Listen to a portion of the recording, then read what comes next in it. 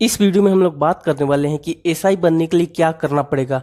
दोस्तों, अगर आप पुलिस डिपार्टमेंट में ज्वाइन करना चाहते हैं, पुलिस एसआई बनना चाहते हैं यानी कि सब इंस्पेक्टर बनना चाहते हैं और आपको नहीं पता कि क्या प्रोसेस है, क्या स्टेप बाय स्टेप है, किस तरीके से सिलेक्शन होगा, क्या एग्जाम होगा, क्या करना पड़ेगा पुलिस एसआई बनने के लिए, तो दोस्तों ये वीडियो आपके लिए बहुत ज़्यादा ज़रूरी है क्योंकि इस वीडियो में हमने सब कुछ कवर किया। इसमें मैंने आपको एग्जाम्स के बारे में बताया, क्वालिफिकेशन के बारे में बताया है, परसेंटेज के बारे में बताया, आपको हाइट कितनी होनी चाहिए, चेस्ट कितनी होनी चाहिए, रनिंग कितनी करनी पड़ेगी, मेडिकल टेस्ट में क्या होता है। कहने का मतलब है कि कम समय में आपको सब कुछ इस वीडियो में जानने को मिलेगा। तो दोस्तों, अगर आप जानना चाहते हैं तो इस वीडियो को पूरा अंत तक जरूर देखिए, आपके सारे सवालों का जवाब इस वीडियो में मिल जाएगा। मेरा नाम है आयुष और आप देख रहे हैं आयुष रीना यूट्यूब चैनल। तो चलिए बिना टाइम वेस्ट के वीडियो को शुरू करते हैं। बहुत सारे ऐसे स्टूडेंट होते हैं जिनका बचपन से ही सपना होता है कि उनको बड़े होकर पुलिस डिपार्टमेंट में ज्वाइन करना है, उनको बड़ा होकर इंस्पेक्टर बनना है। लेकिन दोस्तों, आपको कुछ भी अपनी लाइफ में करना हो तो उसके बारे में आपको पूरा रोड मैप पता होना चाहिए, आपको पूरी चीज़ उसके बारे में जानकारी होनी चाहिए, तभी तो आप उस चीज़ को अचीव कर पाओगे। इसीलिए दोस्तों, सबसे पहले आपको जानना पड़ेगा कि पुलिस एसआई बनने के लिए क्या करना पड़ेगा, क्या प्रोसेस होते हैं, क्या स्टेप होते हैं, जो कि मैं आपको इस वीडियो में बताने वाला हूँ। तो सबसे पहले हम लोग बात करेंगे क्वालिफिकेशन के बारे में कि क्या क्वालिफिकेशन होनी चाहिए, क्योंकि बहुत सारे स्टूडेंट को ये लगता है कि क्लास 12 पास कर लिए तो उसके बाद आप योग्य हो जाते हो, आप एलिजिबल हो जाते हो एसआई बनने के लिए। लेकिन दोस्तों, ये रॉन्ग है, ऐसा बिल्कुल भी नहीं है। क्लास 12 के बाद आप एलिजिबल नहीं होते। अगर आपको एसआई बनना है तो दोस्तों कम से कम आपको अपनी ग्रेजुएशन कंप्लीट करनी पड़ेगी। अब बारी आती ग्रेजुएशन की कि ग्रेजुएशन कौन से सब्जेक्ट से होनी चाहिए। तो मैं आपको बता दूं कि ग्रेजुएशन में आप कोई भी स्ट्रीम ले लो, कोई भी सब्जेक्ट ले लो, कोई भी कोर्स कर लो, कोई फर्क नहीं पड़ता। जैसे कि आप बीए कर सकते हो, आप बीकॉम कर सकते हो, आप बीएससी कर सकते हो, आप बीसीए कर सकते हो, आप बी फार्मा कर सकते हो, कुछ भी कर लो, कोई भी आपको फर्क नहीं पड़ता, बस आपकी ग्रेजुएशन कंप्लीट होनी चाहिए। अब बात आती है ग्रेजुएशन पास होने की, तो आपके मन में एक और सवाल आ रहा होगा कि अरे यार, ये भी बता देते कि कितने परसेंटेज चाहिए। तो मेरे दोस्त, मैं आपको बताना चाहूँगा कि परसेंटेज की भी अभी तक कोई भी रिक्वायरमेंट नहीं है। ऐसा कोई भी क्राइटेरिया नहीं रखा गया कि आपको मिनिमम 50% या फिर 40% या फिर 60% चाहिए। ऐसा किसी तरीके का कोई रूल नहीं है। तो बस आपको सिंपली ग्रेजुएशन पास होना है, कोई भी सब्जेक्ट से ले लो, कितने भी परसेंटेज है, कोई भी फर्क नहीं पड़ता। हमने क्वालिफिकेशन के बारे में जान लिया। अब हम लोग बात कर लेते हैं एलिजिबिलिटी क्राइटेरिया के बारे में कि क्या योग्यता होनी चाहिए, क्या एलिजिबिलिटी क्राइटेरिया है। तो दोस्तों, सबसे पहले अगर हम लोग बात कर लेते हैं एज लिमिट के बारे में कि क्या एज लिमिट है, तो देखो, आपकी जो एज लिमिट है 21 साल से 28 साल के बीच होनी चाहिए। मिनिमम 21 साल यानी कि 21st ईयर और मैक्सिमम 28 ईयर आपकी एज होनी चाहिए। इसमें कैटेगरी के अकॉर्डिंग जो छूट आपको मिलती है वो मिलेगी। जैसे कि ओबीसी को 3 साल की छूट मिलेगी, एससी एसटी कैटेगरी को 5 साल की छूट मिलेगी। इसके अलावा दोस्तों, अब हम लोग बात कर लेते हैं एग्जाम्स के बारे में, जो कि बहुत ज़्यादा इंपॉर्टेंट है। उसके बाद हम लोग बात करेंगे आपकी हाइट वगैरह के बारे में। तो एग्जाम्स के बारे में हम लोग बात कर ले तो देखोगे, इसमें बेसिकली ये ऑनलाइन एग्जाम होता है और इसमें आपके एमसीक्यू टाइप क्वेश्चंस होते हैं, यानी कि 4 ऑप्शन होंगे। जो भी क्वेश्चन सही होगा, जो भी आंसर सही होगा, आपको उसको टिक करना होगा। और ये जो एग्जाम होता है इसमें बेसिकली 4 सेक्शन होते हैं, क्योंकि बहुत सारे स्टूडेंट के मन में डाउट होते हैं कि किस टाइप के क्वेश्चन आते हैं। तो मैं आपको बताना चाहूँगा, देखो, इसमें आपको मैथमेटिक्स के क्वेश्चन आएंगे, जीएस और करेंट अफेयर्स के क्वेश्चन आएंगे, इसके अलावा रीजनिंग और हिंदी से रिलेटेड क्वेश्चन आते हैं। इसके बारे में आपको थोड़ा सा और मैं बता देता हूँ ताकि आपको और अच्छे तरीके से समझ में आ जाए। देखो, मैथमेटिक्स नाम सुन के आप घबराओ नहीं। अगर आपने 10th के बाद मैथ्स नहीं लिया था तब भी टेंशन लेने की ज़रूरत नहीं है, क्योंकि इसमें जो मैथमेटिक्स के क्वेश्चन आते हैं वो दोस्तों 10th क्लास तक ही आते हैं। हो सकते हैं कि 1 या 2 क्वेश्चन आपके 11th 12th के आ जाए, लेकिन वो बहुत कम आते हैं। जो ज़्यादातर पोर्शन होते हैं 10th तक के ही आते हैं। अगर आपने 10th तक की अपनी मैथ्स अच्छी तरीके से कंप्लीट कर ली है तो दोस्तों आप खुश हो जाइए, आपको मैथ्स में कोई भी प्रॉब्लम नहीं होगी। इसके अलावा दोस्तों, हिंदी वही जो हम लोग पढ़ते आ रहे हैं, जैसे कि जो हम लोग हिंदी व्याकरण पढ़ते, जैसे संधि हो गया, समास हो गया, विलोम शब्द हो गया, और इसके अलावा समानार्थी शब्द हो गया, यानी कि सिनोनिम्स वगैरह हो गया। इसके अलावा लेखक वगैरह के बारे में पूछता है। हिंदी में बेसिकली वही होता है जो कि हम सभी लोग पढ़ते आ रहे हैं। इसके अलावा दोस्तों, इसमें आपको रीजनिंग होती है और इसके अलावा दोस्तों आपको जीएस और करेंट अफेयर से रिलेटेड क्वेश्चन पूछा जाता है। अगर हम लोग टोटल क्वेश्चंस की बात करें तो टोटल क्वेश्चन इसमें आपको दोस्तों 160 होते हैं और इसमें निगेटिव मार्किंग नहीं होती, ये एक अच्छी बात है। तो आपने एग्जाम पैटर्न के बारे में जान लिया। अब हम लोग जान लेते हैं सिलेक्शन प्रोसेस क्या होता है, क्या स्टेप्स होते हैं, किस तरीके से आपका सिलेक्शन होगा। तो देखो गाइस, सबसे पहले आप ऑनलाइन अप्लाई करोगे, इसके बाद आपका एक निश्चित डेट को आपका एग्जाम होगा। उस एग्ज़ाम में जो भी कैंडिडेट मतलब कि क्वालिफाई करेंगे, जिनका भी मेरिट लिस्ट में नाम होगा, उनको बुलाया जाएगा रनिंग के लिए। आप रनिंग करोगे और वहीं पे आपका डॉक्यूमेंट्स वेरिफिकेशन भी हो जाएगा। अगर आप ये दोनों चीज़ क्लियर कर लेते हो, यानी कि आपकी रनिंग क्वालिफाई हो जाती है, इसके बाद एक फाइनल मेरिट लिस्ट बनेगी। उस मेरिट लिस्ट में जिसका भी नाम होगा उसको फिर से बुलाया जाएगा और उनका दोस्तों मेडिकल होगा।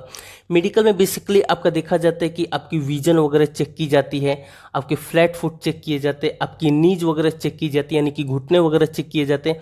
अगर सब कुछ सही रहा तो दोस्तों आपका सिलेक्शन हो जाता है। लेकिन कभी कभी ऐसा होता है कि आपको मेडिकल में आप क्वालिफाई नहीं कर पाते। इसके दो रीजन होते हैं। एक परमानेंट रीजन होते हैं जो कि ठीक नहीं हो सकता, जैसे कि विजन वगैरह है या फिर कलर ब्लाइंडनेस है, तो ये तो ठीक नहीं हो सकता, तो आप वहीं से डिस्क्वालीफाई हो जाते हो। लेकिन कुछ कुछ रीजन होते हैं जैसे फ्लैट फुट वगैरह है या फिर और भी कुछ रीजन हो सकते हैं जो कि ठीक हो सकते हैं, तो दोस्तों उसके लिए 3 महीने या फिर 6 महीने का समय आपको दिया जा सकता है। उतने समय के बाद फिर से आपका मेडिकल टेस्ट होगा। उसके बाद अगर आप उसमें क्वालिफाई कर जाते हैं तो आप आगे की ओर बढ़ जाएंगे। मेडिकल टेस्ट वगैरह होने के बाद दोस्तों अगर सब कुछ सही रहा तो उसके बाद आपको ट्रेनिंग पर भेज दिया जाता है।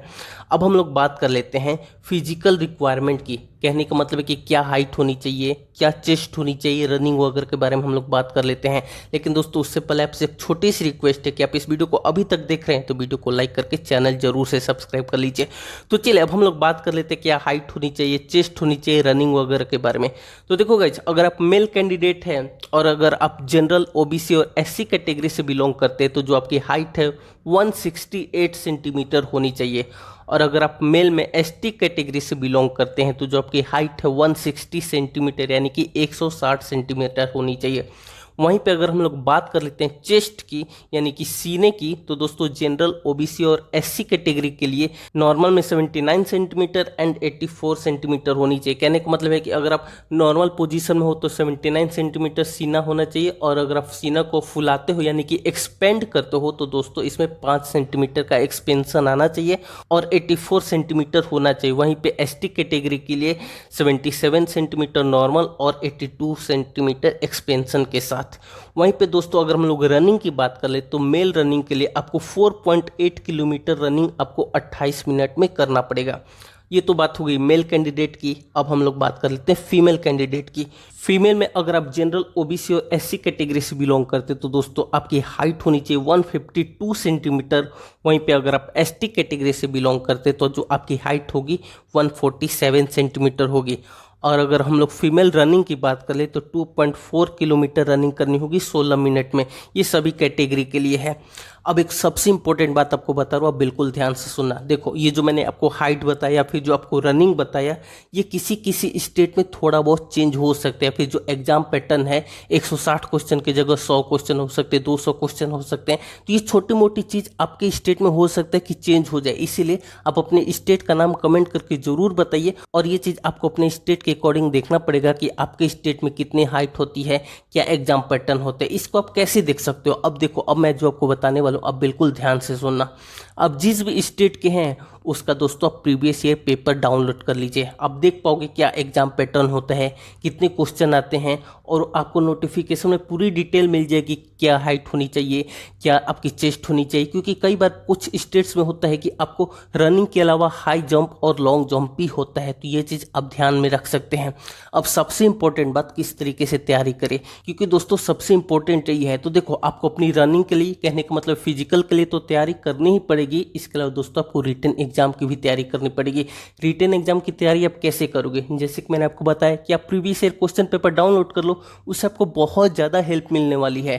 कहने का मतलब है कि आप क्वेश्चन पेपर देखोगे तो आपको आइडिया लगेगा ना भाई कि किस तरीके से क्वेश्चन आते हैं, टफ क्वेश्चन है, इजी क्वेश्चन है, क्या पैटर्न है, कितने क्वेश्चन आते हैं, कौन कौन से सेक्शन से क्वेश्चन आते हैं। तो बहुत कुछ जानने को आपको मिलेगा। आप प्रैक्टिस कर सकते हो। आप प्रैक्टिस करोगे तो आपको पता चलेगा कि क्या चीज़ आपसे हो पा रहा है, क्या चीज़ नहीं हो पा रहा है, कितना टाइम ले रहे हो। क्योंकि इसमें दोस्तों टाइम मैनेजमेंट भी बहुत ज़्यादा जरूरी है। क्योंकि बहुत बार ऐसा होता है कि क्वेश्चन तो आता है स्टूडेंट को, लेकिन टाइम कम होने की वजह से वो छूट सकता है। और दोस्तों सबसे इंपॉर्टेंट बात, आप प्रैक्टिस करते रहिए। जितना ज़्यादा प्रैक्टिस करेंगे उतना ही ज़्यादा आपके सिलेक्शन के चांसेस बढ़ेंगे। आप रनिंग और एक्सरसाइज करते रहे, आपको बहुत ज़्यादा हेल्प मिलेगी। और दोस्तों अगर आप चाहते हैं कि आप घर बैठे खुद से तैयारी करें, क्योंकि बहुत सारे स्टूडेंट ऐसे हैं जो कि खुद से तैयारी करके सिलेक्शन पाए हैं, तो उसके लिए बहुत ज़्यादा ज़रूरी है कि आपको अच्छी बुक्स पढ़नी पड़ेगी जिससे कि आपका सिलेक्शन हो जाए। इसलिए दोस्तों मैंने डिस्क्रिप्शन बॉक्स में कुछ बहुत ही बेहतरीन बुक्स के लिंक दिए हैं जिससे आप घर बैठे तैयारी करके पहली बार में सिलेक्शन ले सकते हैं।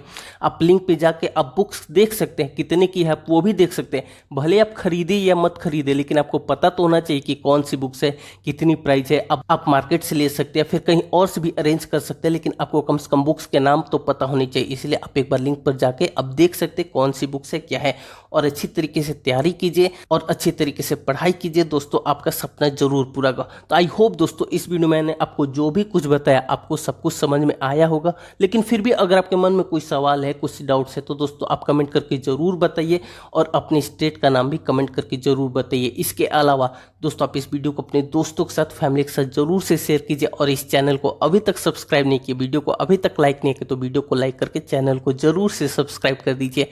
आप सभी ने इस वीडियो को देखा, आपका बहुत बहुत धन्यवाद।